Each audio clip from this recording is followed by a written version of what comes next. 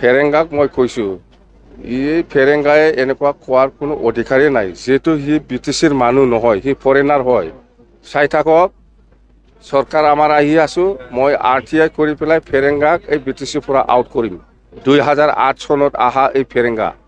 আপুনি প্ৰাক্তন চিফ দেৱৰগাঁও সমষ্টিত আপোনাক তৈয়াৰ কৰিব বুলি কৈছে যদি UPPLত যোগদান কৰে মই কৈছোঁ না তাৰ কথা কিবা মূল্য আছে হা এইবিলাক কথা বাদে দে বেলেগ কি পূৰ্বতে কিন্তু আপুনি বহুত কাম কৰা নাই বুলি কৈছে তেখেতৰ অভিযোগ আনিছে এটা বেলেগ কথা সুধকচোন কি আছে আজি UPPLত 5জন জইনিং কৰিছে বাছ আৰু আমাৰ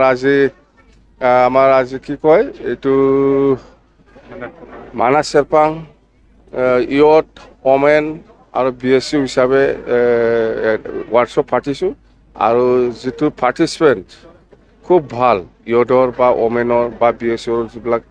প্ৰেজেন্স আজি এই মিটিঙত খুব ভাল পৰিৱেশ আৰু মানাস চেৰপাং জিকিব এইবাৰ অকল মানাস চেৰপাং নহয় এই কি বুলি কয় ধৰিবাৰীও জিকিব চুবাইজাৰো জিকিব তিনিটাও এইবাৰ চুইপ মাৰিব বিজনী জিলাত আৰু চৰকাৰ আমাৰ আহি আছে চৰকাৰ অহাৰ পিছত আমি কি কাম কৰিম এইবিলাক কথাটোহে আমি জনাই আছোঁ মিনিমাম 25টা BPF দলে পাব আৰু BJPয়ে আজিৰ দিনত 15টা পাই আছোঁ BJPয়ে UPPL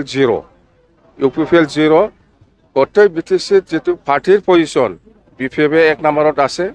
এইটো চবেই জানে আৰু নেক্সটত BJPৰ পজিশ্যন আছে 3 নম্বৰত UPPLৰ পজিশ্যন আৰু BPFে আজিৰ দিনত 25টা তলত নাপায় আৰু BJPও আজিৰ দিনত 10টাৰ ওপৰত পাই আছে UPPL 0 বাই চান্স লাখ থাকিলে একটা জিকিব পাৰে কোনবা